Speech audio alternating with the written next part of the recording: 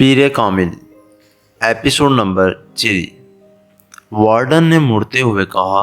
Javeria packed पकड़े अपने कमरे की तरफ चली आई। राबिया इसे देखते ही तीर की तरह इसकी तरफ आई। क्या हुआ, इस्लामाबाद में ही है वो? नहीं, जवेरिया ने मायूसी से सर हिलाया। My God! राबिया ने बेयकीनी से अपने दोनों हाथ क्रॉस करके सीने पे रखे। तो फिर कहाँ गई वो? मुझे क्या पता, मुझसे तो इसने यही कहा था कि घर जा रही है, मगर वो घर नहीं गई। आखिर गई कहाँ? इमामा ऐसी तो नहीं है, जावेरियन ने पैकेट बिस्तर पर फेंकते हुए कहा। वार्डन से क्या कहा तुमने? राबिया ने तशवीश भरे लहजे में पूछा। क्या कहा? झूठ बोला है और क्या कह सकती हूँ। ये बता देती कि वो इस्लामाबाद में नहीं है तो हॉस्टल में अभी हंगामा शुरू हो जाता, वो तो पुलिस को बुला लेती। जवेरिया ने नाखून काटते हुए कहा। और अंकल को इनको क्या बताया है? राबिया ने पूछा। इनसे भी झूठ बोला है, यही कहा है कि वो मार्केट गई है। मगर अब होगा क्या? राबिया ने परेशानी के आलम में कहा। मुझे तो ये फिक्र हो रही है कि अगर वो वापस ना आई तो मैं तो बुरी तरह पकड़ी जाऊंगी। सब यही समझेंगे कि मुझे इसके प्रोग्राम का पता था, इसलिए मैंने वार्डन और इसके घर वालों से सब कुछ छुपाया। जवेरिया की परेशानी बढ़ती जा रही थी। कहीं इमामा को कोई हादसा ही पेश न आ गया हो, वरना वो ऐसी लड़की तो नहीं है कि इस तरह। राबिया को अचानक एक खदशे ने सताया। मगर अब हम क्या करें? हम तो किसी से इस सारे मामले को डिस्कस भी नहीं कर सकते। जवेरिया ने नाखून कुतरते हुए कहा। ज़ैनब से बात करें, राबिया ने कहा। फॉरगेट से राबिया, कभी तो अकल से काम लिया करो। इससे क्या बात करेंगे हम? जवेरिया ने झंझला कर कहा। तो फिर इंतज़ार करते हैं, हो सकता है वो आज रात तक या कल आ जाए।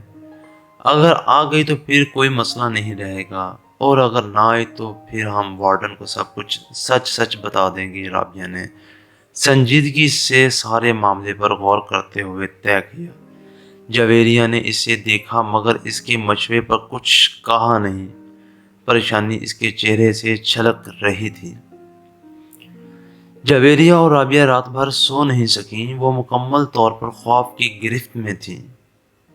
अगर वो ना आई तो क्या होगा, ये सवाल इनके सामने बार बार भयानक शक्ल बदल बदल कर आ रहा था। इन्हें अपना करियर डूबता हुआ नजर आ रहा था। इन्हें अंदाज़ा था कि इनके घर वाले ऐसे मामले पर कैसा रद्द-ए-अमल ज़ाहिर करेंगे। वो इन्हें बुरी तरह मलामत करते, इन्हें इमामा के वालिद को सब कुछ साफ साफ ना बताने पर तनकीद का निशाना बनाते, और फिर वार्डन से सारे मामले को छुपाने पर और भी नाराज़ होते। इन्हें अंदाज़ा नहीं था कि हकीकत सामने आने पर खुद हाशिम मुबीन और इनकी फैमिली का रद्द-ए-अमल क्या होगा। वो इस सारे मामले में इन दोनों के रोल को किस तरह देखेंगे। हॉस्टल में लड़कियां इनके बारे में किस तरह की बातें करेंगी, और फिर अगर ये सारा मामला पुलिस केस बन गया तो पुलिस इनकी इस पर्दा पोशी को क्या समझेगी। वो अंदाज़ा कर सकती थी, और इसलिए बार बार इनके रोंगटे खड़े हो रहे थे। मगर सवाल ये पैदा होता था कि वो गई कहाँ और क्यों। वो दोनों इसके पिछले रवैयों का तजिया करने की कोशिश कर रही थी। किस तरह पिछले 1 साल से वो बिल्कुल बदल गई थी। इसने इनके साथ घूमना फिरना बंद कर दिया था। वो उलझी उलझी रहने लगी थी। पढ़ाई में इसका इन्हमाक भी कम हो गया था और इसकी कम गोई। और वो जो एक बार वो हमारे शॉपिंग के लिए जाने पर पीछे से गायब थी, तब भी वो यकीनन वहीं गई होगी जहां वो अब गई है, और हमने किस तरह बेवकूफ़ों की तरह इस पर एतबार कर लिया। राबिया को पिछली बातें याद आ रही थी। मगर इमामा ऐसी नहीं थी, मैं तो इसे बचपन से जानती हूँ। वो ऐसी बिल्कुल भी नहीं थी। जवेरिया को अब भी इस पर कोई शक नहीं हो रहा था। ऐसा होने में कोई देर थोड़ी लगती है, बस इंसान का किरदार कमज़ोर होना चाहिए। राबिया बदगुमानी की इंतहा पर पहुंची हुई थी। राबिया, इसकी मर्जी से इसकी मंगनी हुई थी? وہ اور اسجد ایک دوسرے کو پسند کرتے تھے، پھر وہ اس طرح کی حرکت کیسے کر سکتی ہے؟ جویریہ نے اس کا دفاع کرنے کی کوشش کی، پھر تم بتاؤ کہ وہ کہاں ہے؟ میں نے تو مکھی بنا کر اسے کسی دیوار کے ساتھ نہیں چپکایا ہے۔ اس کے بابا اس سے ملنے یہاں آئے ہیں اور وہ اپنے گھر سے آئے ہیں، تو ظاہر ہے وہ گھر پر نہیں گئی اور ہم سے یہی کہہ کر گئی تھی کہ وہ گھر جا رہی ہے۔ رابعہ نے بے چارگی سے کہا، ایسا بھی تو ہو سکتا ہے کہ اسے کوئی حادثہ پیش آ گیا ہو سکتا ہے وہ اسی لیے گھر نہ پہنچ سکی ہو۔ وہ ہر بار یہاں سے فون کر کے اسلام آباد اپنے گھر والوں کو اپنے آنے کی اطلاع دے دیتی تھی تاکہ اس کا بھائی اسے کوسٹر کے اسٹینڈ سے پک کر لے۔ اگر اس بار بھی اس نے اطلاع دی تھی تو پھر اس کے وہاں نہ پہنچنے پر وہ لوگ اطمینان سے وہاں نہ بیٹھے ہوتے، وہ یہاں ہاسٹل میں فون کرتے۔ اس کے والد کے انداز سے تو ایسا محسوس ہوا ہے جیسے اس کا اس ویکینڈ پر اسلام آباد کا کوئی پروگرام نہیں تھا۔ رابعہ نے اس کے قیاس کو مکمل طور پر رد کرتے ہوئے کہا، ہاں وہ کبھی بھی ایک ماہ میں 2 بار اسلام آباد نہیں جاتی تھی، مگر اس بار تو وہ دوسرے ہی ہفتے اسلام آباد جا رہی تھی اور اس نے وارڈن سے خاص طور پر یہ کہہ کر اجازت لی تھی کوئی نہ کوئی بات ضرور ہے، کہیں نہ کہیں کچھ نہ کچھ غلط ضرور ہے۔ جویریہ کو پھر خدشات ستانے لگے، اس کے ساتھ ساتھ ہم بھی پوری طرح ڈوبیں گے۔ ہم سے بہت بڑی غلطی ہوئی جو ہم نے سب کچھ اس طرح کور اپ کیا۔ ہمیں صاف صاف بات کرنی چاہیے تھی اس کے والد سے کہ وہ یہاں نہیں ہے، پھر وہ جو چاہے کرتے، یہ ان کا مسئلہ ہوتا۔ کم از کم ہم تو اس طرح نہ پھنستے جس طرح اب پھنس گئے ہیں۔ رابعہ مسلسل بڑبڑا رہی تھی، خیر اب کیا ہو سکتا ہے، صبح تک انتظار کرتے ہیں، اگر وہ کل بھی نہیں آئی تو پھر وارڈن کو سب کچھ بتا دیں گے۔ جویریہ نے کمر کے چکر لگاتے ہوئے کہا، وہ رات ان دونوں نے اسی طرح باتیں کرتے جاگتے ہوئے گزار لی۔ اگلے دن وہ دونوں کالج نہیں گئیں، اس حالت میں کالج جانے کا کوئی فائدہ بھی نہیں ہوتا۔ امامہ ویکینڈ پر ہفتہ کو واپسی پر 9 بجے کے قریب آ جایا کرتی تھی، مگر وہ اس دن نہیں آئی۔ ان کے اعصاب جواب دینے لگے۔ 2:30 بجنے کے قریب وہ فک رنگت اور کامتے ہوئے ہاتھوں کے ساتھ اپنے کمرے سے وارڈن کے کمرے میں جانے کے لیے نکل آئیں۔ ان کے ذہن میں وہ جملے گردش کر رہے تھے جو انہیں وارڈن سے کہنے تھے۔ وہ وارڈن کے کمرے سے ابھی کچھ دور ہی تھی جب انہوں نے امامہ کو بڑے اطمینان کے ساتھ اندر آتے دیکھا۔ اس کا بیگ اس کے کاندھے پر تھا اور فولڈر ہاتھوں میں۔ وہ یقیناً سیدھی کالج سے آ رہی تھی۔ جویریہ اور رابعہ کو یوں لگا جیسے ان کے پیروں کے نیچے سے نکلتی ہوئی زمین یکدم تھم گئی تھی۔ ان کی رکی ہوئی سانس ایک بار پھر چلنے لگی تھی۔ کل کے اخبارات میں متوقع وہ ہیڈ لائنز جو بھوت بن کر ان کے گرد ناچ رہی تھیں یکدم غائب ہو گئی، اور ان کی جگہ اس غصے اور اشتعال نے لے لی تھی جو انہیں امامہ کی شکل دیکھ کر آیا تھا۔ وہ انہیں دیکھ چکی تھی اور اب ان کی طرف بڑھ رہی تھی۔ اس کے چہرے پر بڑی خوشگواری سی مسکراہٹ تھی۔ تم دونوں آج کالج کیوں نہیں آئی؟ سلام دعا کے بعد اس نے ان سے پوچھا۔ تمہاری مصیبتوں سے چھٹکارا ملے گا تو ہم کہیں آنے جانے کا سوچ سکیں گے، رابعہ نے تند و تیز لہجے میں اس سے کہا۔ امامہ کے چہرے کی مسکراہٹ غائب ہوگی۔ کیا ہوا رابعہ؟ اس طرح غصے میں کیوں ہو؟ امامہ نے قدرے تشویش سے پوچھا۔ تم ذرا اندر کمرے میں آؤ، پھر تمہیں بتاتی ہوں کہ میں غصے میں کیوں ہوں۔ رابعہ نے اسے بازو سے پکڑ لیا اور تقریباً کھینچتے ہوئے کمرے میں لے آئی۔ جویریہ کچھ کہے بغیر ان دونوں کے پیچھے آ گئی۔ امامہ ہکا بکا تھی اور رابعہ اور جویریہ کے رویوں کو سمجھ نہیں پا رہی تھی۔ کمرے میں داخل ہوتے ہی رابعہ نے دروازہ بند کر لیا۔ کہاں سے آ رہی ہو تم؟ رابعہ نے مڑ کے انتہائی تلخ اور دہشت لہجے میں اس سے پوچھا۔ اسلام آباد سے ہو؟ کہاں سے؟ امامہ نے اپنا بیگ نیچے زمین پر رکھ دیا۔ اس کے جواب نے رابعہ کو کچھ اور مشتعل کیا۔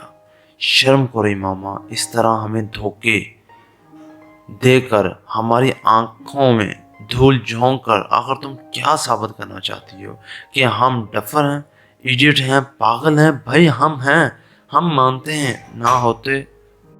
نہ ہوتے تو یوں تم پر اندھا اعتبار نہ کیا ہوتا، تم سے اتنا بڑا دھوکہ نہ کھایا ہوتا، رابعہ نے کہا۔ مجھے تمہاری کوئی بات سمجھ میں نہیں آ رہی، کون سا دھوکہ، کیسا دھوکہ، کیا یہ بہتر نہیں ہے کہ تم آرام سے مجھے اپنی بات سمجھاؤ؟ امامہ نے بے چارگی سے کہا۔ تم ویکینڈ کہاں گزار کر آئی ہو؟ جویری نے پہلی بار گفتگو میں مداخلت کی۔ تمہیں بتا چکی ہوں اسلام آباد میں، وہاں سے آج سیدھا کالج آئی ہوں اور اب کالج سے۔ رابعہ نے اسے بات مکمل نہیں کرنے دی۔ بکواس بند کرو، یہ جھوٹ اب نہیں چل سکتا، تم اسلام آباد نہیں گئی تھی، یہ تم کیسے کہہ سکتی ہو؟ اس بار امامہ نے بھی قدرے بلند آواز میں کہا، کیونکہ تمہارے فادر یہاں آئے تھے کل۔ امامہ کا رنگ اڑ گیا، وہ کچھ بول نہیں سکی۔ اب کیوں منہ بند ہو گیا ہے؟ اب بھی کہو اسلام آباد سے آ رہی ہو، رابعہ نے طنزیہ لہجے میں کہا۔ بابا یہاں آئے تھے، امامہ نے اٹکتے ہوئے کہا۔ ہاں آئے تھے، تمہارے کچھ کپڑے دینے کے لیے، جویریہ نے کہا۔ انہیں یہ پتا چل گیا کہ میں ہاسٹل میں نہیں ہوں، میں نے جھوٹ بول دیا کہ تم ہاسٹل سے کسی کام سے باہر گئی ہو۔ وہ کپڑے دے کر چلے گئے، جویریہ نے کہا۔ امامہ نے بے اختیار اطمینان کا سانس لیا، یعنی انہیں کچھ پتا نہیں چلا۔ اس نے بستر پر بیٹھ کر اپنے جوتے کے اسٹرپس کھولتے ہوئے کہا۔ نہیں نہیں، کچھ پتا نہیں چلا، تم منہ اٹھا کر اگلے ہفتے پھر کہیں روانہ ہو جانا۔ مائنڈ یو امامہ، میں اب وارڈن سے اس سلسلے میں بات کرنے والی ہوں۔ ہم تمہاری وجہ سے خاصی پریشانی اٹھا چکے ہیں، مزید اٹھانے کے لیے تیار نہیں ہیں۔ بہتر ہے تمہارے پیرنٹس کو تمہاری ان حرکتوں کے بارے میں پتہ چل جائے، رابعہ نے دو ٹوک انداز میں اس سے کہا۔ امامہ نے سر اٹھا کر اسے دیکھا۔ کون سی حرکتوں کے بارے میں نے کیا کیا ہے؟ ہاسٹل سے اس طرح 2 دن کے لیے گھر کا کہہ کر غائب ہو جانا تمہارے نزدیک کوئی بڑی بات نہیں ہے؟ امامہ جواب دینے کے بجائے دوسرے جوتے کی بھی اسٹرپس کھولنے لگی۔ مجھے وارڈن کے پاس چلے ہی جانا چاہیے، رابعہ نے غصے کے عالم میں دروازے کی طرف بڑھتے ہوئے کہا۔ جویریہ نے آگے بڑھ کر اسے روکا۔ وارڈن سے بات کر لیں گے، پہلے اس سے تو بات کر لیں، تم جلد بازی مت کرو۔ مگر اس ڈھیٹ کا اطمینان دیکھو، مجال ہے ذرا برابر شرمندگی بھی اس کے چہرے پر جھلک رہی ہو۔ رابعہ نے غصے میں امامہ کی طرف اشارہ کرتے ہوئے کہا۔ میں تم دونوں کو سب کچھ بتا دوں گی، اتنا غصے میں آنے کی ضرورت نہیں ہے۔ میں نے کوئی غلط کام نہیں کیا، نہ ہی کسی غلط جگہ پر گئی ہوں، اور ہاں بھاگی بھی نہیں ہوں۔ امامہ نے جوتوں کی قید سے اپنے پیروں کو آزاد کرتے ہوئے قدرے دھیمے لہجے میں کہا۔ پھر تم کہاں گئی تھی؟ اس بار جویریہ نے پوچھا۔ اپنی ایک دوست کے ہاں۔ کون سی دوست ہے ایک؟ اس طرح جھوٹ بول کر کیوں؟ میں تم لوگوں کے سوالوں سے بچنا چاہتی تھی، اور گھر والوں کو بتاتی یا ان سے اجازت لینے کی کوشش کرتی تو وہ کبھی اجازت نہ دیتے۔ کس کے ہاں گئی تھی اور کس لیے؟ جویریہ نے اس بار قدرے تجسس آمیز انداز میں پوچھا۔ میں نے کہا نا، میں بتا دوں گی، کچھ وقت دو مجھے، امامہ نے اس کی بات کے جواب میں کہا۔ کوئی وقت نہیں دے سکتے تمہیں وقت دیں تاکہ تم ایک بار پھر غائب ہو جاؤ اور اس بار واپس نہ آؤ، رابعہ نے اس بار بھی ناراضگی سے کہا۔ مگر پہلے کی نسبت اس بار اس کا لہجہ دھیما تھا۔ تمہیں تو اس بات کا بھی احساس نہیں ہوا کہ تم نے ہماری پوزیشن کتنی آکورڈ بنا دی تھی؟ اگر تمہارے اس طرح غائب ہونے کا پتہ چل جاتا تو ہماری کتنی بے عزتی ہوتی، اس کا احساس تھا تمہیں؟ رابعہ نے اسی انداز میں کہا۔ مجھے یہ توقع ہی نہیں تھی کہ بابا اس طرح اچانک یہاں آ جائیں گے، اس لیے میں یہ بھی نہیں سوچ سکتی کہ تم لوگوں کو کسی نازک صورتحال کا سامنا کرنا پڑ سکتا ہے، ورنہ میں اس طرح کبھی نہ کرتی، امامہ نے معذرت خواہ انداز میں کہا۔ تم کم از کم ہم پر اعتبار کر کے ہمیں بتا کر جا سکتی تھی، جویریہ نے کہا۔ میں آئندہ ایسا کبھی نہیں کروں گی، امامہ نے کہا۔ کم از کم میں تمہارے کسی وعدے، کسی بات پر اعتبار نہیں کر سکتی، رابعہ نے دو ٹوک انداز میں کہا۔ مجھے اپنی پوزیشن کلیئر کرنے دو رابعہ، تم مجھے غلط سمجھ رہی ہو، امامہ نے اس بار قدرے کمزور انداز میں کہا۔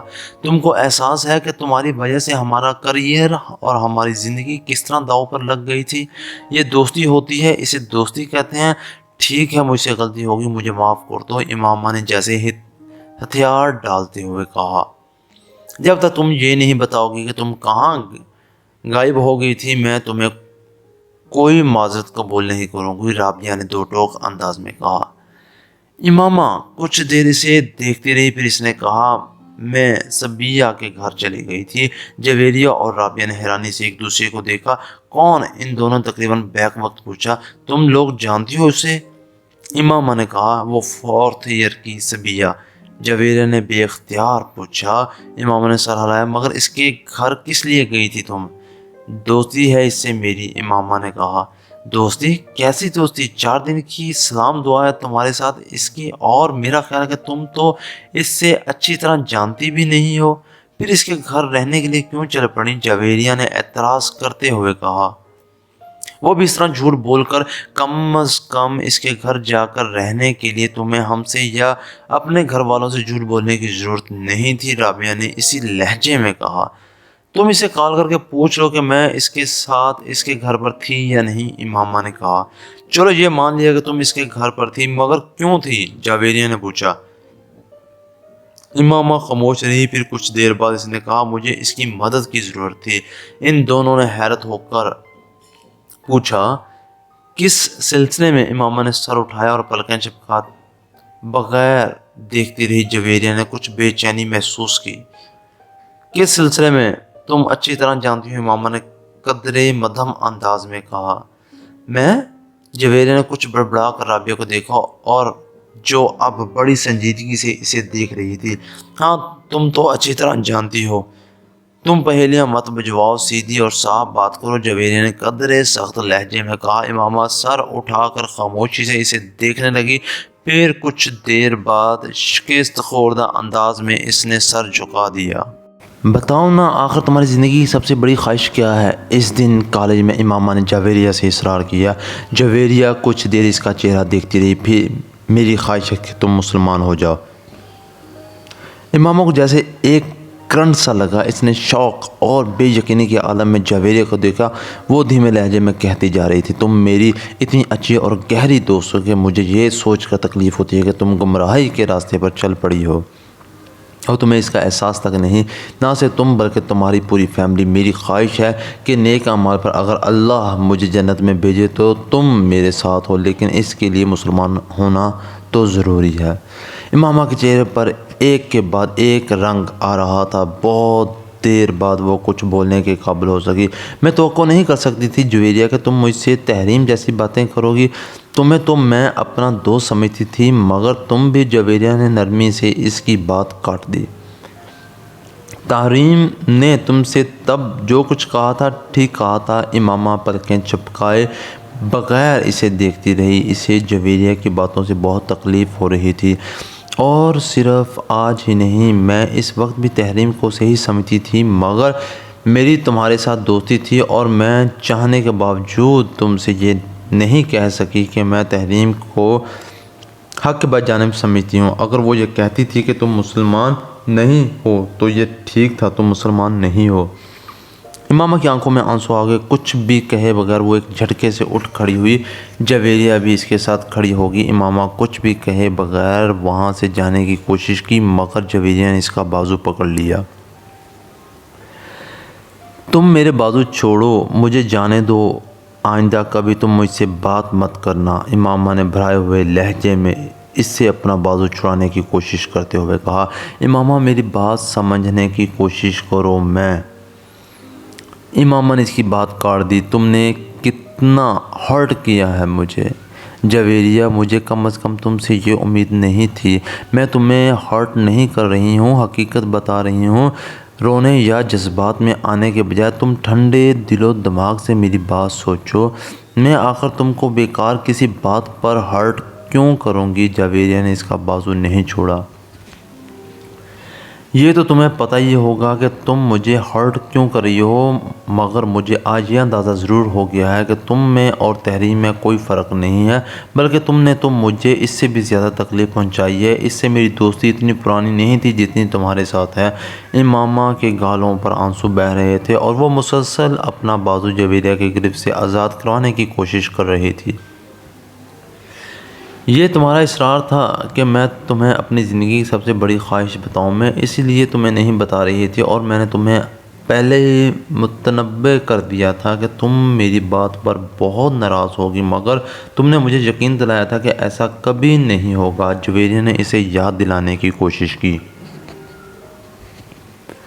مجھے اگر یہ پتہ ہوتا کہ تم میرے ساتھ اس طرح کی بات کرو گی تو میں کبھی تم سے تمہاری زندگی کی سب سے بڑی خواہش جانے پر اصرار نہ کرتی۔ امامہ نے اس بار قدرے غصے سے کہا۔ اچھا، میں دوبارہ اس معاملے پر تم سے بات نہیں کروں گی، جویریہ نے قدرے مدافعانہ انداز میں کہا۔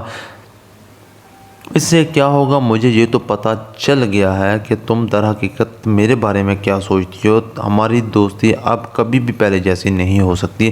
آج تک میں نے کبھی تم پر اس طرح تنقید نہیں کی، مگر تم مجھے اسلام کا ایک فرقہ سمجھنے کے بجائے غیر مسلم بنا رہی ہو۔ امامہ نے کہا، میں اگر ایسا کریں تو غلط نہیں کر رہی۔ اسلام کے تمام فرقے کم از کم یہ ایمان ضرور رکھتے ہیں کہ حضور صلی اللہ علیہ وسلم اللہ کے آخری رسولوں اور ان کے بعد نبوت کا سلسلہ ختم ہو چکا ہے۔ اس بار جویریہ کو بھی غصہ آ گیا۔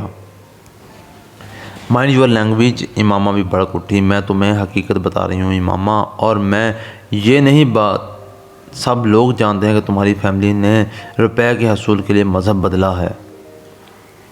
امامہ، میری باتوں پہ اتنا ناراض ہونے کی ضرورت نہیں ہے، ٹھنڈے دل و دماغ سے۔ امامہ نے جویریہ کی بات کاٹ دی۔ مجھے ضرورت نہیں ہے تمہاری کسی بھی بات پر ٹھنڈے دل و دماغ سے غور کرنے کی۔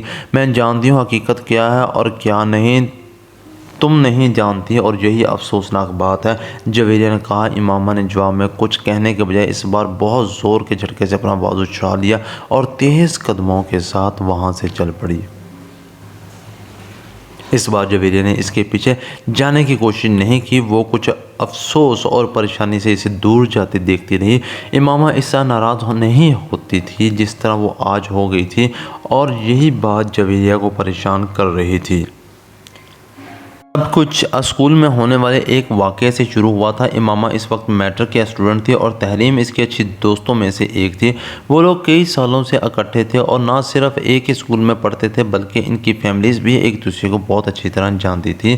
اپنی فرینڈز میں سے امامہ کی سب سے زیادہ دوستی تحریم اور جویریہ سے تھی، مگر اسے حیرت ہوتی تھی کہ اتنی گہری دوستی کے باوجود بھی جویریہ اور تحریم اس کے گھر آنے سے کتراتی تھیں۔ امامہ ہر سال اپنی سالگرہ پر انہیں انوائٹ کرتی اور اکثر وہ اپنے گھر پر ہونے والی دوسری تقریبات میں بھی انہیں مدعو کرتی۔ وہ گھر سے اجازت نہ ملنے کا بہانہ بنا دیتی۔ چند بار امامہ نے خود ان دونوں کے والدینوں سے اجازت لینے کے لیے بات کی، لیکن اس کے بے تحاشا اصرار کے باوجود ان دونوں کے والدین انہیں اس کے گھر آنے کی اجازت نہ دیتے۔ ان کے رویے پر کچھ شاکی ہو کر اس نے اپنے والدین سے شکایت کی، تمہاری یہ دونوں فرینڈز سید ہیں، یہ لوگ عام طور پر ہمارے فرقہ کو پسند نہیں کرتے، اس لیے ان دونوں کے والدین انہیں ہمارے گھر آنے نہیں دیتے۔ ایک بار اس کی امی نے اس کی شکایت کر کہا، یہ کیا بات ہوئی، ہمارے فرقے کو کیوں پسند نہیں کرتے؟ امامہ کو ان کی بات پر تعجب ہوا۔ اب یہ تو وہی لوگ بتا سکتے ہیں کہ وہ ہمارے فرقے کو کیوں پسند نہیں کرتے، یہ تو ہمیں غیر مسلم بھی کہتے ہیں، اس کی امی نے کہا۔ کیوں غیر مسلم کہتے ہیں؟ ہم تو غیر مسلم نہیں ہیں، امامہ نے کچھ الجھ کر کہا۔ ہاں بالکل ہم مسلمان ہیں، مگر یہ لوگ ہمارے نبی پر یقین نہیں رکھتے، اس کی امی نے کہا۔ کیوں؟ اب اس کیوں کا میں کیا جواب دے سکتی ہوں؟ اب یہ لوگ یقین نہیں رکھتے، کٹر ہیں بڑے، یہ تو انہیں قیامت کے دن ہی پتہ چلے گا کون سیدھے راستے پر تھا، ہم یا یہ۔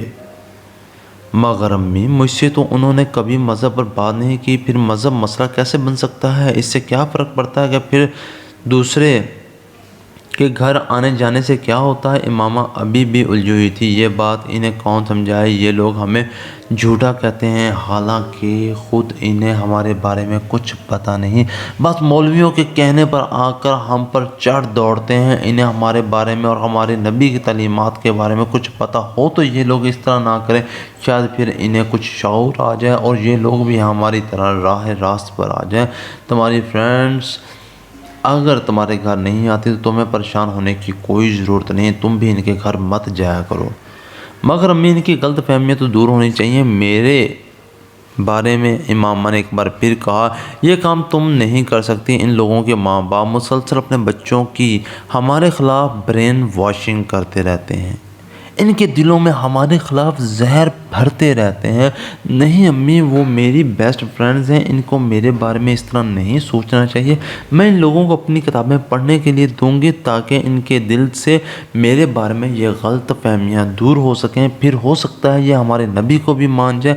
امامہ نے کہا۔ اس کی امی کچھ سوچ میں پڑ گئی۔ آپ کو میری تجویز پسند نہیں آئی؟ ایسا نہیں ہے، تم ضرور انہیں اپنی کتابیں دو، مگر اس طریقے سے نہیں کہ انہیں یہ لگے کہ تم اپنے فرقے کی ترویج کے لیے انہیں یہ کتابیں دے رہی ہو۔ تم انہیں یہ کہہ کر کتابیں دینا کہ تم چاہتے ہو کہ وہ ہمارے بارے میں جانیں، ہم کو زیادہ بہتر طریقے سے سمجھ سکیں، اور اس سے یہ بھی کہنا کہ ان کتابوں کا ذکر وہ اپنے گھر والوں سے نہ کریں ورنہ وہ لوگ زیادہ ناراض ہو جائیں گے۔ امامہ نے ان کی بات پر سر ہلا دیا۔ اس کے چند دنوں بعد امامہ اسکول میں کچھ کتابیں لے گئی تھی۔ بریک کے دوران وہ جب گراؤنڈ میں آ کر بیٹھی تو امامہ اپنے ساتھ وہ کتابیں بھی لے آئی۔ میں تمہارے اور جویریہ کے لیے کچھ لے کر آئی ہوں۔ کیا لائی ہو دکھاؤ۔ امامہ نے شاپر سے وہ کتابیں نکالی اور انہیں 2 حصوں میں تقسیم کرتے ہوئے ان دونوں کی طرف بڑھا دیا۔ وہ دونوں ان کتابوں پر نظر ڈالتے ہی کچھ چپ سی ہو گئیں۔ جویریہ نے امامہ سے کچھ نہیں کہا، مگر تحریم یکدم کچھ اکھڑ گئی۔ یہ کیا ہے؟ اس نے سرد مہری سے پوچھا۔ یہ کتابیں میں تمہارے لیے لائی ہوں، امامہ نے کہا۔ کیوں؟ تاکہ تم لوگوں کی غلط فہمیاں دور ہو سکیں۔ کس طرح کی غلط فہمیاں؟ وہی غلط فہمیاں جو تمہارے دل میں ہمارے مذہب کے بارے میں ہیں، امامہ نے کہا۔ تم سے کس نے کہا کہ تمہارے مذہب یا تمہارے نبی کے بارے میں کچھ غلط فہمیاں ہیں؟ تحریم نے بڑی سنجیدگی سے پوچھا۔ میں خود اندازہ کر سکتی ہوں، صرف اسی وجہ سے تم لوگ ہمارے گھر نہیں آتے۔ تم لوگ شاید سمجھتے ہو کہ ہم مسلمان نہیں ہیں، یا ہم لوگ قرآن نہیں پڑھتے، یا ہم لوگ محمد صلی اللہ علیہ وسلم کو پیغمبر نہیں مانتے۔ حالانکہ ایسی کوئی بات نہیں ہے، ہم لوگ ان سب چیزوں پر یقین رکھتے ہیں۔ ہم تو صرف یہ کہتے ہیں کہ محمد صلی اللہ علیہ وسلم کے بعد ہمارا بھی ایک نبی ہے، اور وہ بھی اسی طرح قابل احترام ہے جس طرح محمد صلی اللہ علیہ وسلم۔ امامہ نے بڑی سنجیدگی کے ساتھ وضاحت کرتے ہوئے کہا۔ تحریم نے اپنے ہاتھ میں پکڑی ہوئی کتابیں اسے واپس تھما دیں۔ ہمیں تمہارے اور تمہارے مذہب کے بارے میں کوئی غلط فہمی نہیں ہے۔ ہم تمہارے مذہب کے بارے میں ضرورت سے زیادہ جانتے ہیں، اس لیے تم کو کوئی وضاحت پیش کرنے کی ضرورت نہیں ہے، اس نے بڑے روکھے لہجے میں امامہ سے کہا۔ اور جہاں تک ان کتابوں کا تعلق ہے تو میرے اور جویریہ کے پاس اتنا بیکار وقت نہیں ہے کہ ان احمقانہ دعووں، خوش فہمیوں، گمراہی کے اس پلندے پر وقت ضائع کریں جیسے تم اپنی کتابیں کہہ رہی ہو۔ تحریم نے ایک جھٹکے کے ساتھ جویریہ کے ہاتھ میں پکڑی ہوئی کتابیں کھینچ کر انہیں بھی امامہ کے ہاتھ میں تھما دیا۔ امامہ کا چہرہ خفت اور شرمندگی سے سرخ پڑ گیا۔ اسے تحریم سے اس طرح کے تبصرے کی کوئی توقع نہیں تھی، اگر ہوتی تو وہ کبھی اسے وہ کتابیں دینے کی حماقت ہی نہ کرتی۔ اور جہاں تک اس احترام کا تعلق ہے تو اس نبی میں جس پر نبوت کا نزول ہوتا ہے اور اس نبی میں جو خود و خود نبی ہونے کی خوش فہمی میں مبتلا ہو جاتا ہے، زمین و آسمان کا فرق ہوتا ہے۔ تم لوگوں کو اگر قرآن پر واقعی یقین ہوتا تو تمہیں اس کے ایک ایک حرف پر یقین ہوتا۔ نبی ہونے میں اور نبی بننے میں بڑا فرق ہوتا ہے۔ تحریم، تم میری اور میرے فرقے کی بے عزتی کر رہی ہو، امامہ نے آنکھوں میں امڑتے ہوئے آنسوؤں کے ساتھ کہا۔ میں کسی کی بے عزتی نہیں کر رہی، میں صرف حقیقت بیان کر رہی ہوں۔ وہ اگر تمہیں بے عزتی لگتی ہے تو میں اس کے بارے میں کچھ نہیں کہہ سکتی۔ تحریم نے دو ٹوک انداز میں کہا۔ روزہ رکھنے اور بھوکے رہنے میں بڑا فرق ہوتا ہے، قرآن پڑھنے اور اس پر ایمان لانے میں بڑا فرق ہوتا ہے۔ بہت سارے عیسائی اور ہندو بھی اسلام کے بارے میں جاننے کے لیے قرآن پاک پڑھتے ہیں، تو کیا انہیں مسلمان مان لیا جاتا ہے؟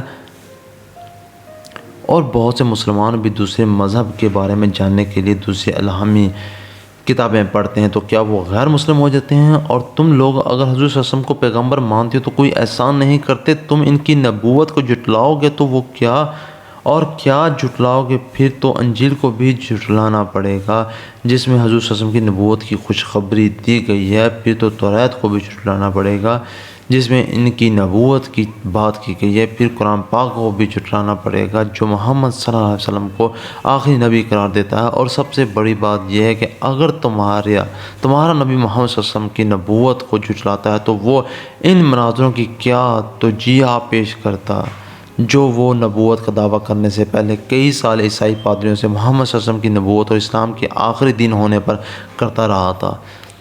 اس لیے امام ہاشم تم ان چیزوں کے بارے میں بحث کرنے کی کوشش مت کرو جن کے بارے میں تمہیں سرے سے کچھ پتہ ہی نہیں ہے۔ تمہیں نہ اس مذہب کے بارے میں پتہ جس پر تم چل رہی ہو، نہ اس کے بارے میں جس پر تم بات کر رہی ہو، تحریم نے دو ٹوک انداز میں کہا۔ اور میں ایک چیز بتا دوں تمہیں، دین میں کوئی جبر نہیں ہوتا۔ تم لوگ محمد صلی اللہ علیہ وسلم کی نبوت کے ختم ہونے کا انکار کرتے ہو تو ہمارے پیغمبر صلی اللہ علیہ وسلم کو کوئی فرق نہیں پڑتا، مگر ہم محمد صلی اللہ علیہ وسلم کی نبوت پر یقین رکھتے ہیں۔ امامہ نے اس بات پر زور دیتے ہوئے کہا۔ تو پھر ہم بھی انجیل پر یقین رکھتے ہیں، اسے الہامی کتاب مانتے ہیں، حضرت عیسیٰ علیہ السلام کی نبوت پر یقین رکھتے ہیں، تو کیا ہم کرسچن ہیں؟ اور ہم تو حضرت موسیٰ علیہ السلام اور حضرت داؤد علیہ السلام کی نبوت پر بھی یقین رکھتے ہیں، تو کیا پھر ہم یہودی ہیں؟ تحریم نے کچھ تمسخر سے کہا۔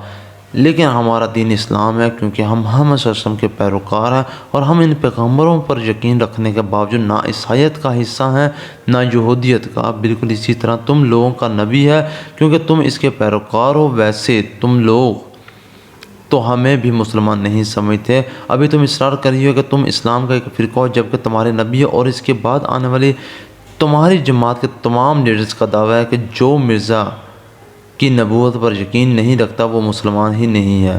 تو اسلام سے تو تم لوگ تمام مسلمانوں کو پہلے ہی خارج کر چکے ہو۔ ایسا کچھ بھی نہیں ہے، میں نے ایسا کب کہا؟ امامہ نے قدرے لڑکھڑاتے ہوئے لہجے میں کہا۔ تو پھر تم اپنے والد سے ذرا اس معاملے کو ڈسکس کرو، وہ تمہیں خاصی اپ ٹو ڈیٹ انفارمیشن دیں گے اس بارے میں۔ تمہارے مذہب کے خاصے سرکردہ رہنما ہیں وہ، تحریم نے کہا۔ اور یہ جو کتابیں تم ہمیں پیش کر رہی ہو، انہیں خود پڑھا ہے تم نے؟ نہیں پڑھا ہوگا، ورنہ تمہیں پتہ ہوتا ان سرکردہ رہنماؤں کے بارے میں۔ جویریہ تحریم کی ساری گفتگو کے دوران خاموش رہی تھی، وہ صرف کن اکھیوں سے امامہ کو دیکھتی رہی تھی۔ اللہ تعالیٰ کہتا ہے کہ حضرت محمد صلی اللہ علیہ وسلم اس کے آخری نبی ہیں، اور میرے پیغمبر صلی اللہ علیہ وسلم اس پر گواہی دیتے ہیں کہ وہ اللہ کے آخری نبی ہیں، اور میری کتاب مجھ تک یہ دونوں باتیں بہت صاف، واضح اور دو ٹوک انداز میں پہنچا دیتی ہے۔ تو پھر مجھے کسی اور شخص کے ثبوت اور اعلان کی ضرورت نہیں ہے، سمجھیں؟ تحریم نے اپنے ایک ایک لفظ پر زور دیتے ہوئے کہا۔ بہتر ہے تم اپنے مذہب کو یا ہمارے مذہب کو زہر بحث لانے کی کوشش نہ کرو۔ اتنے سالوں سے دوستی چل رہی ہے، چلنے دو۔ جہاں تک تمہارے گھر نہ آنے کا تعلق ہے تو ہاں، یہ بالکل ٹھیک ہے کہ میرے والدین کو تمہارے گھر آنا پسند نہیں۔ یہاں اسکول میں تم سے دوستی اور بات ہے، بہت سے لوگوں سے دوستی ہوتی ہے۔ ہماری اور دوستی میں عام طور پر مذہب آڑے نہیں آتا، لیکن گھر میں آنا جانا کچھ مختلف چیز ہے۔ انہیں شاید میری کسی عیسائی یا ہندو یا یہودی دوست کے گھر جانے پر اعتراض نہ ہو، لیکن تمہارے گھر جانے پر ہے، کیونکہ وہ لوگ اپنے مذہب کو مانتے ہیں۔ وہ اپنے آپ کو مسلمان نہیں کہتے، جس مذہب سے تعلق ہوتا ہے وہی بتاتے ہیں۔ اور یہ بھی حقیقت ہے کہ جتنا تم لوگوں کو ناپسند کیا جاتا ہے، اتنا ان لوگوں کو نہیں کیا جاتا، کیونکہ تم لوگ صرف پیسے کے حصول اور اچھے مستقبل کے لیے یہ نیا مذہب اختیار کر کے ہمارے دین میں گھسنے کی کوشش کر رہے ہو، مگر کرسچن، ہندو یا یہودی ایسا نہیں کرتے۔ امامہ نے بے اختیار اسے ٹوکا۔ کس پیسے کی بات کر رہی ہو تم ہماری فیملی کو جانتی ہو؟ ہم لوگ شروع سے ہی بہت امیر ہیں، ہمیں کون سا روپیہ مل رہا ہے اس مذہب پر رہنے کے لیے؟ ہاں، تم لوگ اب بڑے خوشحال ہو، مگر شروع سے تو ایسے نہیں تھے۔ تمہارے دادا مسلمان تھے، مگر غریب آدمی تھے، وہ کاشتکاری کیا کرتے تھے۔ وہ ایک چھوٹے کاشتکار تھے، ربوہ سے کچھ فاصلے پر ان کی تھوڑی بہت زمین تھی۔ پھر تمہارے تایا نے اپنے کسی دوست کے توسط سے وہاں جانا شروع کر دیا اور یہ مذہب اختیار کر لیا، اور بے تحاشا امیر ہو گئے، کیونکہ انہیں وہاں سے بہت زیادہ پیسہ ملا۔ پھر آہستہ آہستہ تمہارے والد اور تمہارے چچا نے بھی اپنا مذہب بدل لیا۔ پھر تم لوگوں کا خاندان اس ملک کے متمول ترین خاندانوں میں شمار ہونے لگا، اور یہ کام کرنے والے تم لوگ واحد نہیں ہو، زیادہ تر اسی طریقے سے لوگوں کو اس مذہب کا پیروکار بنایا جا رہا ہے۔ امامہ نے کچھ بھڑکتے ہوئے اس کی بات کو کاٹا۔ تم جھوٹ بول رہی ہو، تمہیں یقین نہیں آ رہا تو تم اپنے گھر والوں سے پوچھ لینا کہ اس قدر دولت کس طرح آئی ہے ان کے پاس، اور ابھی بھی کس طرح آ رہی ہے۔ تمہارے والد اس مذہب کی تبلیغ کرتے ہیں، ہر سال لاکھوں ڈالرز آتے ہیں، انہیں غیر ملکی مشنز اور این جی اوز سے تحریم نے کچھ تحقیر آمیز انداز میں کہا، یہ جھوٹ ہے، سفید جھوٹ۔ امامہ نے بے اختیار کہا، میرے بابا کسی سے کوئی پیسہ نہیں لیتے، وہ اگر اس فرقے کے لیے کام کرتے ہیں تو غلط کیا ہے؟ کیا دوسرے فرقوں کے لیے کام نہیں کیا جاتا؟ دوسرے فرقوں کے بھی تو علماء ہوتے ہیں یا ایسے لوگ جو انہیں سپورٹ کرتے ہیں۔ دوسرے فرقوں کو یورپی مشن سے روپیہ نہیں ملتا، میرے بابا کو کہیں سے کچھ نہیں ملتا۔ امامہ نے ایک بار پھر کہا۔ تحریم نے اس کی بات کے جواب میں کچھ نہیں کہا، وہ اٹھ کھڑی ہوئی۔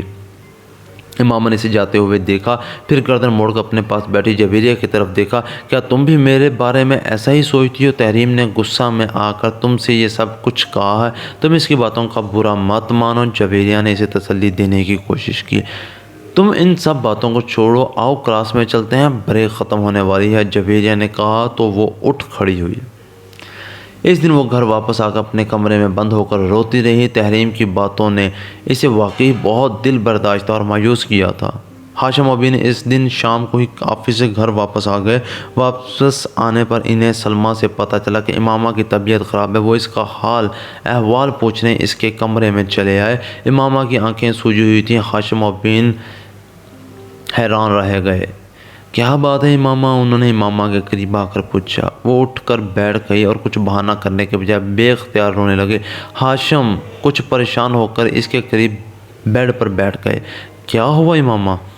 تحریم نے آج اسکول میں مجھ سے بہت بدتمیزی کی ہے، اس نے روتے ہوئے کہا۔ ہاشم ابین نے بے اختیار ایک اطمینان بھری سانس لی۔ پھر کوئی جھگڑا ہوا ہے تم لوگوں میں؟ بابا آپ کو نہیں پتہ اس نے میرے ساتھ کیا کیا ہے؟ امامہ نے باپ کو مطمئن ہوتے دیکھ کر کہا۔ بابا اس نے وہ باپ کو تحریم کے ساتھ ہونے والی تمام گفتگو بتائی گئی۔ ہاشم ابین کے چہرے کی رنگت بدلنے لگی۔ تم سے کس نے کہا تھا تم اسکول کتابیں لے کر جاؤ انہیں پڑھانے کے لیے؟ انہوں نے امامہ کو ڈانٹتے ہوئے کہا۔ میں ان کی غلط فہمیاں دور کرنا چاہتی تھی، امامہ نے قدرے کمزور لہجے میں کہا۔ تمہیں ضرورت ہی کیا تھی کسی کی غلط فہمیاں دور کرنے کی؟ وہ ہمارے گھر نہیں آتی تو نہ آئے، ہمیں برا سمجھتی رہے، ہمیں اس سے کیا فرق پڑتا ہے؟ ہاشم ابین نے اسے سمجھاتے ہوئے کہا۔ مگر اب تمہاری حرکت سے پتہ نہیں وہ کیا سمجھے گی، کس کو بتائے گی کہ تم نے اسے وہ کتابیں دینے کی کوشش کی؟ خود اس کے گھر والے بھی ناراض ہوں گے۔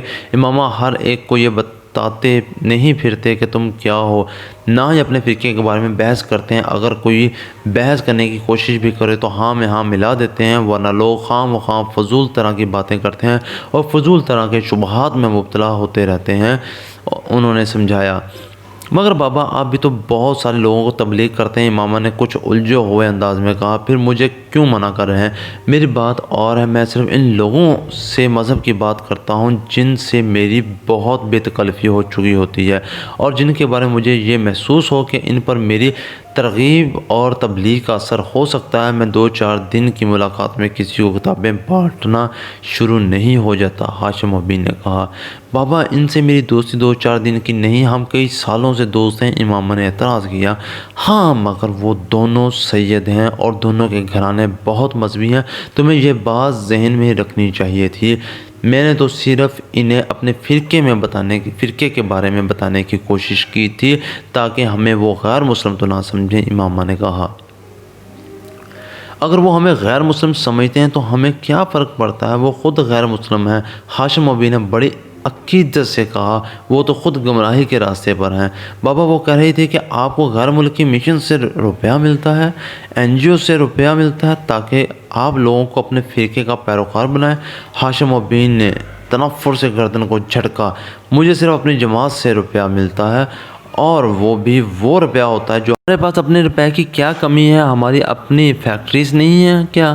اور اگر مجھے غیر ملکی مشنز اور این جی او سے روپیہ ملے بھی تو میں بڑی خوشی سے لوں گا۔ آخر اس میں برائی کیا ہے؟ دین کی خدمت کر رہا ہوں، اور جہاں تک اپنے مذہب کی ترویج و تبلیغ کی بات ہے تو اس میں بھی کیا برائی ہے؟ اگر اس ملک میں عیسائیت کی تبلیغ ہو سکتی ہے تو ہمارے فرقے کی کیوں نہیں؟ ہم تو ویسے بھی اسلام کا ایک فرقہ ہیں، لوگوں کو راہ ہدایت پر لانے کی کوشش میں مصروف ہیں، ہاشم ابین نے بڑی تفصیل کے ساتھ بتایا۔ مگر تم لوگوں سے اس معاملے پر بات مت کیا کرو، اس بحث محاورے کا کوئی فائدہ نہیں ہوتا۔ ابھی ہم لوگ اقلیت میں ہیں، جب اکثریت میں ہو جائیں گے تو پھر اس طرح کے لوگ اتنی بے خوفی کے ساتھ اس طرح بڑھ بڑھ کر بات نہیں کر سکیں گے، پھر وہ اس طرح ہماری تذلیل کرتے ہوئے ڈریں گے، مگر فی الحال ایسے لوگوں کے منہ نہیں لگنا چاہیے۔ بابا آئیں میں ہمیں اقلیت اور غیر مسلم کیوں قرار دیا گیا ہے؟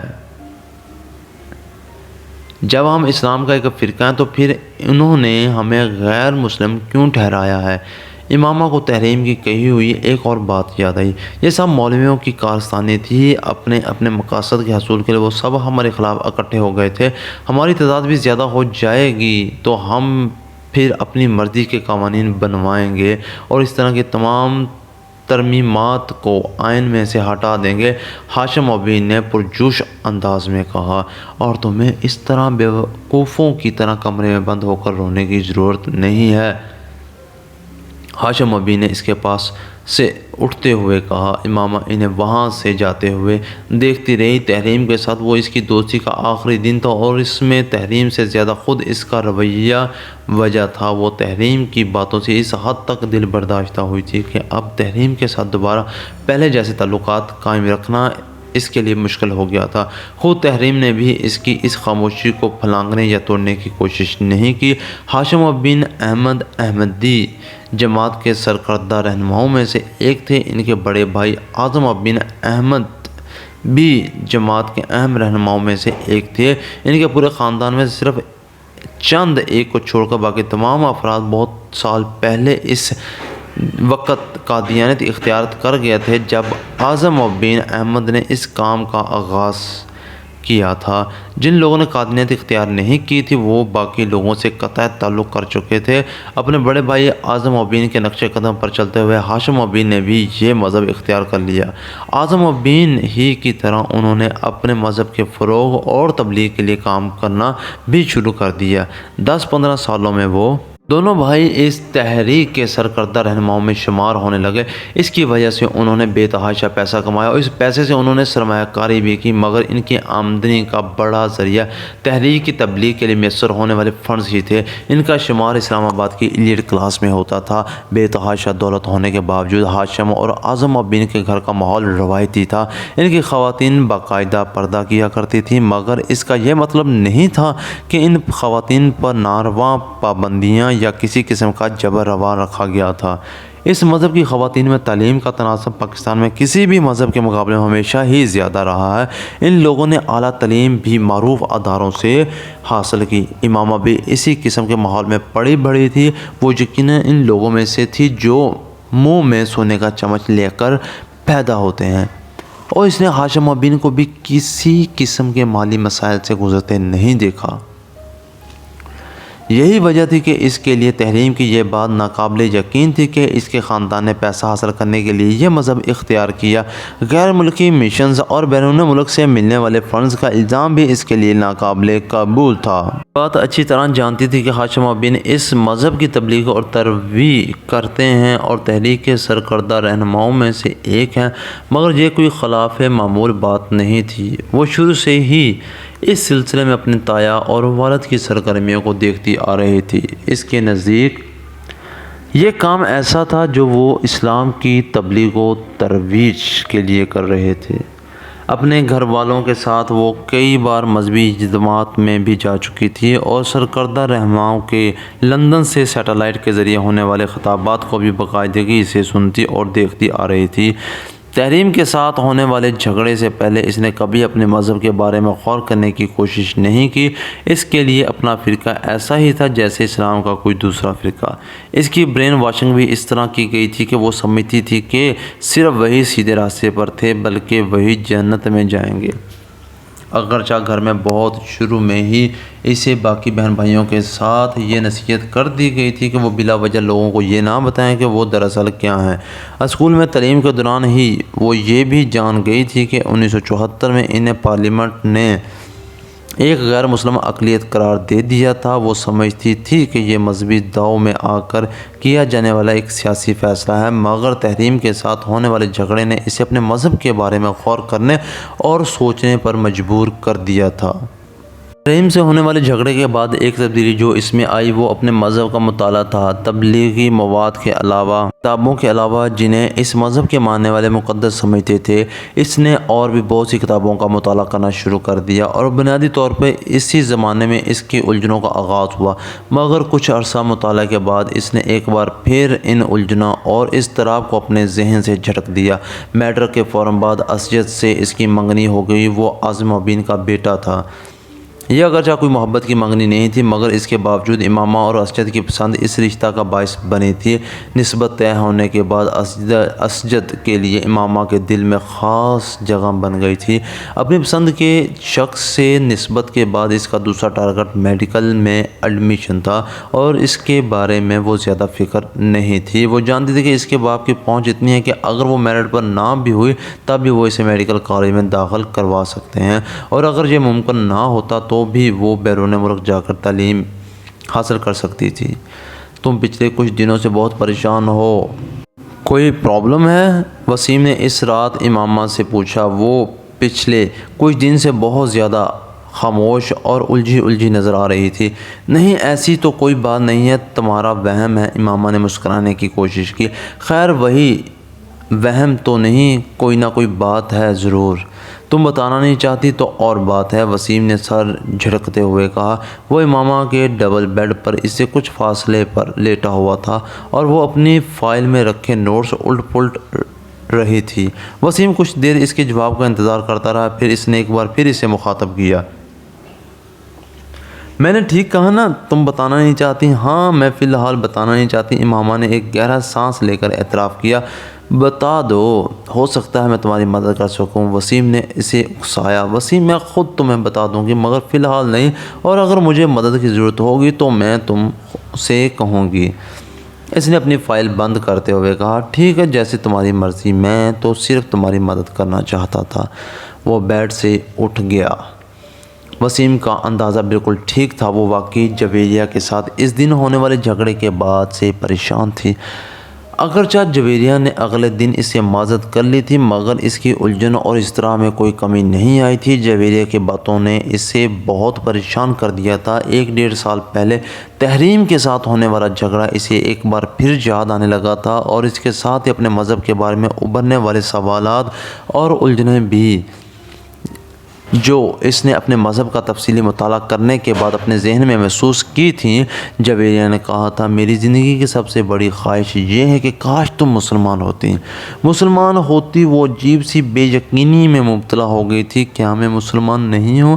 کیا میری بہترین دوست بھی مجھے مسلمان نہیں مانتی؟ کیا یہ سب کچھ صرف ایک پروپیگنڈا کی وجہ سے ہے جو ہمارے بارے میں کیا جاتا ہے؟ آخر ہمارے ہی بارے میں کیوں یہ سب کچھ کیا جاتا ہے؟ کیا ہم لوگ واقعی وہ غلط کام کر رہے ہیں، کسی غلط عقیدے کو اختیار کر بیٹھے ہیں؟ مگر یہ کیسے ہو سکتا ہے؟ آخر میرے گھر والے ایسا کیوں کریں گے؟ اور پھر ہماری ساری کمیونٹی ایسا کیوں کرے گی؟ اور شاید یہ ان سوالوں سے نجات پانے کی ایک کوشش تھی کہ ایک ہفتے بعد اس نے ایک بہت بڑے عالم دین کی قرآن پاک کی تفسیر خریدی۔ وہ جاننا چاہتی تھی کہ اس کے بارے میں دوسرے فریق کا موقف کیا ہے۔ قرآن پاک کا ترجمہ وہ اس سے پہلے بھی پڑھتی رہی تھی مگر وہ تحریف شدہ حالت میں تھا۔ اس سے پہلے اس بات کا یقین نہیں تھا کہ جو قرآن پاک وہ پڑھتے ہیں اس میں کچھ جگہوں پر کچھ تبدیلیاں کی گئی ہوں۔ مگر اس مشہور عالم دین کی تفسیر پڑھنے کے دوران اس سے ان تبدیلیوں کے بارے میں معلوم ہو گیا جو ان کے اپنے قرآن میں موجود تھیں۔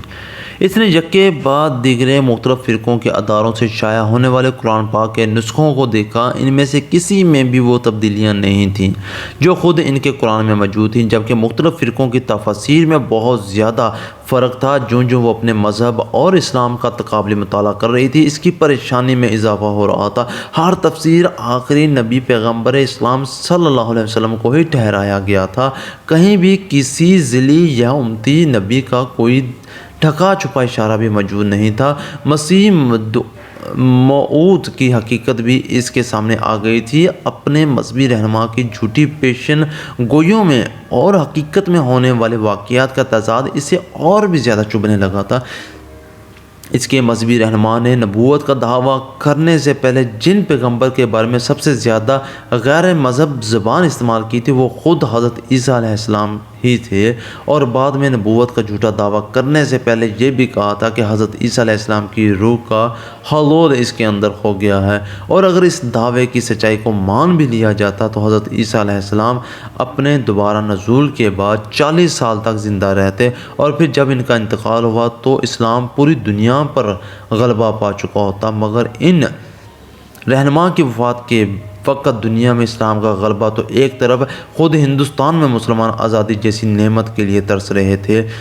امامہ کو اپنے مذہبی رہنما کے گفتگو کے اس انداز پر بھی تعجب ہوتا جو اس نے اپنی مختلف کتابوں میں اپنے مخالفین یا دوسرے انبیاء کرام کے لیے اختیار کیا تھا۔ کیا کوئی نبی اس طرح کی زبان استعمال کر سکتا ہے جس طرح کی اس نبوت کے دعویٰ کرنے والے نے کی تھی؟ بہت غیر محسوس انداز میں اس کا دل اپنے مذہبی لٹریچر اور مقدس کتابوں سے اچاٹ ہونے لگا تھا۔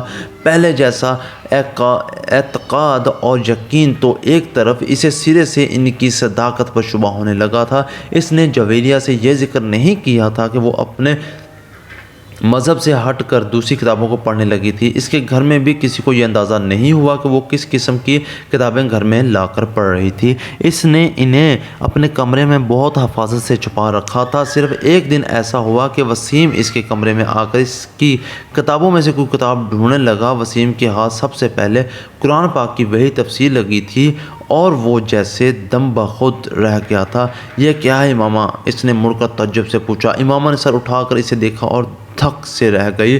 یہ قرآن پاک کی تفسیر ہے، اس نے یکدم اپنی زبان میں ہونے والی لڑکڑاہٹ پر قابو پاتے ہوئے کہا۔ میں جانتا ہوں، مگر یہ یہاں کیا کر رہی ہے؟ کیا تم اسے خرید کر لائی ہو؟ وسیم نے بڑی سنجیدگی کے ساتھ پوچھا۔ ہاں، میں اسے خرید کر لائی ہوں، مگر تم اتنا پریشان کیوں ہو رہے ہو؟ بابا کو پتہ چلے گا تو وہ کتنا غصہ کریں گے، تمہیں اندازہ ہے؟ ہاں مجھے اندازہ ہے، مگر مجھے یہ کوئی اتنی قابل اعتراض بات نظر نہیں آتی۔ آخر تمہیں اس کتاب کی ضرورت کیوں پڑی؟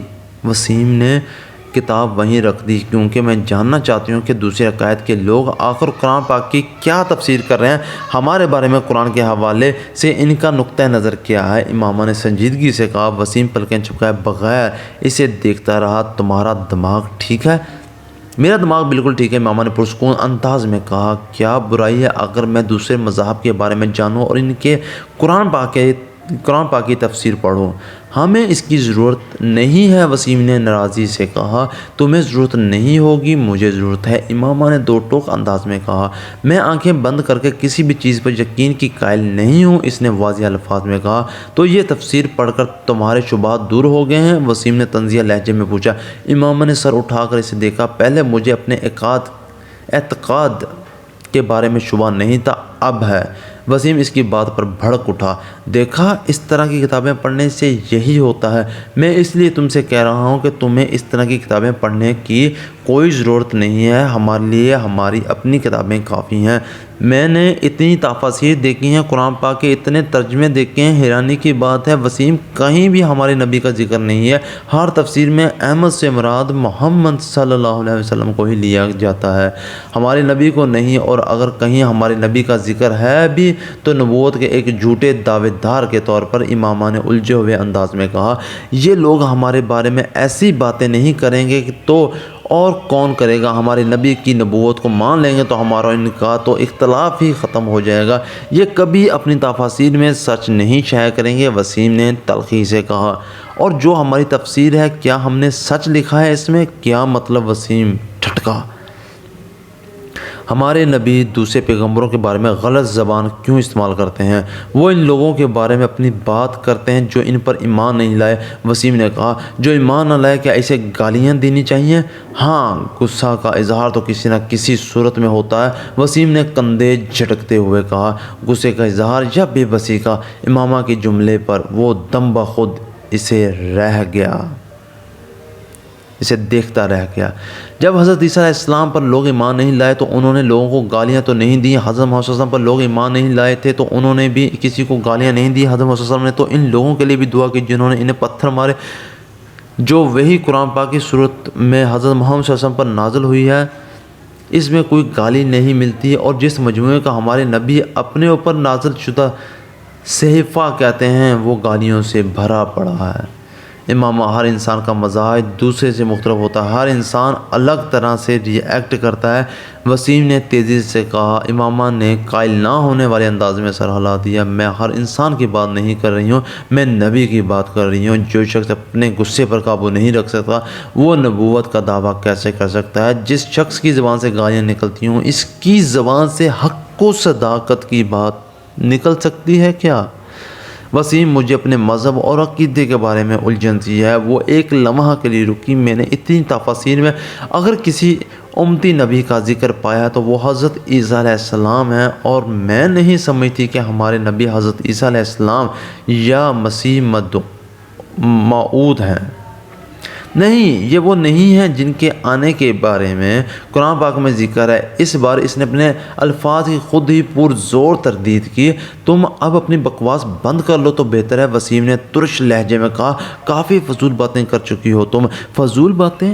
امامہ نے بے یقینی سے اسے دیکھا۔ تم کہہ رہے ہو میں فضول باتیں کر رہی ہوں؟ مسجد اقصیٰ اگر ہمارے شہر میں ہے تو پھر جو اتنے سینکڑوں سالوں سے فلسطین میں مسجد اقصیٰ ہے وہ کیا ہے؟ ایک نام کی دو مقدس جگہیں دنیا میں بنا کر خدا تو مسلمانوں کو کنفیوز نہیں کر سکتا۔ مسلمانوں کو چھوڑو، یہودی، عیسائی، ساری دنیا اسی مسجد کو قبلہ اول تسلیم کرتی ہے۔ اگر کوئی نہیں کرتا تو ہم نہیں کرتے، یہ عجیب بات نہیں ہے؟ امامہ، میں ان معاملات پر تم سے بحث نہیں کر سکتا، بہتر ہے تم اس مسئلے کو بابا سے ڈسکس کرو۔ وسیم نے اکتا کر کہا۔ ویسے تم غلطی کر رہی ہو، اس طرح کی فضول بحث شروع کر کے میں بابا کو تمہاری یہ ساری باتیں بتا دوں گا، اور یہ بھی کہ آج کل تم کیا پڑھ رہی ہو۔ وسیم نے جاتے جاتے دھمکانے والے انداز میں کہا۔ وہ کچھ سوچ کر الجھے ہوئے انداز میں اپنے ہونٹ کاٹنے لگی۔ وسیم کچھ دیر ناراضی کا اظہار کر کے کمرے سے باہر چلا گیا۔ وہ اٹھ کر کمرے میں ٹہلنے لگی۔ وہ ہاشم و بین سے ڈرتی تھی۔ وہ جانتی تھی کہ وسیم ان سے اس بات کا ذکر ضرور کرے گا، اور ان کے رد عمل سے خوفزدہ تھی۔ وسیم نے ہاشم و بین کو امامہ کے ساتھ ہونے والی بحث کے بارے میں بتا دیا تھا، مگر اس نے بہت سی ایسی باتوں کو سنسر کر دیا تھا جس پر ہاشم و بین کے بھڑک اٹھنے کا امکان تھا۔ اس کے باوجود ہاشم و بین دم بخود رہ گئے تھے، یوں جیسے انہیں سانپ سونگھ گیا ہو۔ یہ سب تم سے امامہ نے کہا ہے؟ ایک لمبی خاموشی کے بعد انہوں نے وسیم سے پوچھا۔ اس نے اسباب میں سر ہلا دیا۔ اسے بلا کر لاؤ۔ وسیم کچھ جھجکتے ہوئے ان کے کمرے سے نکل گیا۔ امامہ کو خود بلا کر لانے کی بجائے اس نے ملازم کے ہاتھ پیغام بھجوا دیا اور خود اپنے کمرے میں چلا گیا۔ وہ امامہ اور ہاشم و بین کی گفتگو کے دوران موجود رہنا نہیں چاہتا تھا۔ ہاشم و بین کے کمرے کے دروازے پر دستخط دے کر وہ اندر داخل ہوئی تو اس وقت ہاشم اور ان کی بیگم بالکل خاموش بیٹھے تھے۔ ہاشم و بین نے اسے جن نظروں سے دیکھا تھا اس نے اس کے جسم کی لرزش میں کچھ اور اضافہ کر دیا۔ بابا، آپ نے مجھے بلوایا تھا؟ کوشش کے باوجود وہ روانی سے بات نہیں کر سکی۔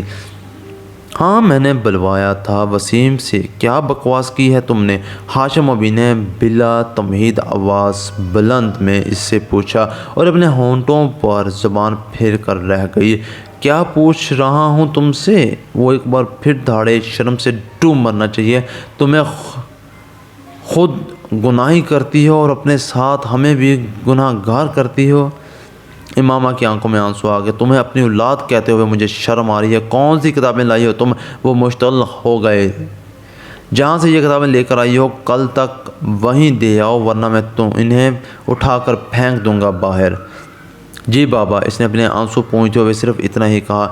اور آج کے بعد اگر تم نے جویریہ کے ساتھ میل جول رکھا تو میں تمہارا کالج جانا بند کر دوں گا۔ بابا، جویریہ نے مجھ سے کچھ نہیں کہا، اس کو تو کچھ پتہ ہی نہیں۔ اس بار امامہ نے قدرے مضبوط آواز میں احتجاج کیا۔ تو پھر اور کون ہے جو تمہارے دماغ میں یہ خناس بھر رہا ہے اور بری طرح چلائے؟ میں خود ہی۔ امامہ نے کچھ کہنے کی کوشش کی۔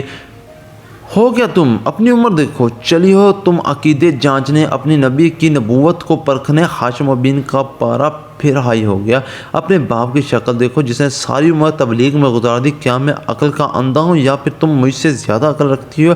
جمعہ 4 دن ہوئے ہیں تمہیں پیدا ہوئے اور تم چل پڑی ہو اپنے نبی کی نبوت کو ثابت کرنے۔ ہاشم و بین اب اٹھ کر کھڑے ہو گئے۔ تم منہ میں سونے کا چمچ لے کر اس نبی کی وجہ سے پیدا ہوئی ہو۔ جس کی نبوت کو آج تم جانچنے بیٹھ گئی ہو، وہ نہ ہوتا تو سڑک پر دھکے کھا رہا ہوتا ہمارا سارا خاندان، اور تم اس قدر احسان فراموش اور بے ضمیر ہو چکی ہو کہ جس تھالی میں کھاتی ہو اسی میں چھید کر رہی ہو۔ ہاشم ابین کی آواز پھٹ رہی تھی، امامہ کی آنکھوں سے بہنے والے آنسوؤں کی رفتار میں اور اضافہ ہو گیا۔ بند کرو یہ لکھنا پڑھنا اور گھر بیٹھو، تم یہ تعلیم حاصل کر رہی ہو جو تمہیں گمراہی کی طرف لے جا رہی ہے۔ ان کے اگلے جملے پر امامہ کی سیٹی گم ہو گئی۔ اس کے وہم و گمان میں بھی نہیں تھا کہ وہ اسے گھر بٹھانے کی بات کریں گے۔ بابا آئی ایم سوری، ان کے ایک جملے نے اسے گھٹنے ٹیکنے پر مجبور کر دیا تھا۔ مجھے تمہارے کسی ایکسکیوز کی ضرورت نہیں ہے، بس کہہ دیا کہ گھر بیٹھو تو گھر بیٹھو۔ بابا میرا یہ مطلب تو نہیں تھا، پتہ نہیں وسیم اس نے آپ سے کس طرح کی بات کی ہے۔ اس کے آنسو اور تیزی سے بہنے لگے۔ پھر بھی میں آپ سے کہہ رہی ہوں کہ میں آئندہ ایسا کچھ نہیں پڑھوں گی، نہ ہی ایسی کوئی بات کروں گی، پلیز بابا، اس نے منت کی۔ ان معذرتوں کا سلسلہ وہیں ختم نہیں ہوا تھا۔ اگلے کئی دن تک وہ ہاشم ابین سے معافی مانگتی رہی اور پھر تقریباً ایک ہفتے کے بعد وہ نرم پڑ گئے تھے اور انہوں نے اسے کالج جانے کی اجازت دے دی تھی۔ مگر اس ایک ہفتے میں وہ اپنے پورے گھر کی لعنت ملامت کا شکار رہی تھی۔ ہاشم ابین نے اسے سخت قسم کی تنبیہ کے بعد کالج جانے کی اجازت دی تھی، مگر اس ایک ہفتے کے دوران ان لوگوں کے رویے نے اسے اپنے عقیدے سے مزید متنفر کیا تھا۔ اس نے ان کتابوں کو پڑھنے کا سلسلہ روکا نہیں تھا، بس فرق یہ تھا کہ پہلے وہ انہیں گھر لے آتی تھی اور اب وہ انہیں کالج کی لائبریری میں پڑھ لیا کرتی تھی۔ ایف ایس سی میں میرٹ لسٹ پر آنے کے بعد اس نے میڈیکل کالج میں ایڈمیشن لے لیا تھا۔ جویریہ کو بھی اسی میڈیکل کالج میں ایڈمیشن مل گیا تھا۔ ان کی دوستی میں اب پہلے سے زیادہ مضبوطی آ گئی تھی اور اس کی بنیادی وجہ امامہ کے ذہن میں آنے والی تبدیلی تھی۔ سبیحہ سے امامہ کی پہلی ملاقات اتفاقاً ہوئی تھی۔ جویریہ کی ایک کزن سبیحہ کی کلاس فیلو تھی اور اسی کے توسط سے امامہ کی اس سے شناسائی ہوئی۔ وہ ایک مذہبی جماعت کے اسٹوڈنٹ ونگ سے منسلک تھی اور ہفتے میں 1-2 بار کلاس روم میں اسلام سے متعلق کسی نہ کسی ایک موضوع پر لیکچر دیا کرتی تھی۔ 40-50 کے لگ بھگ لڑکیاں اس لیکچر کو اٹینڈ کیا کرتی تھیں۔ سبیحہ نے اس دن ان سے متعارف ہونے کے بعد انہیں بھی اس لیکچر کے لیے انوائٹ کیا۔ وہ چاروں ہی وہاں موجود تھیں۔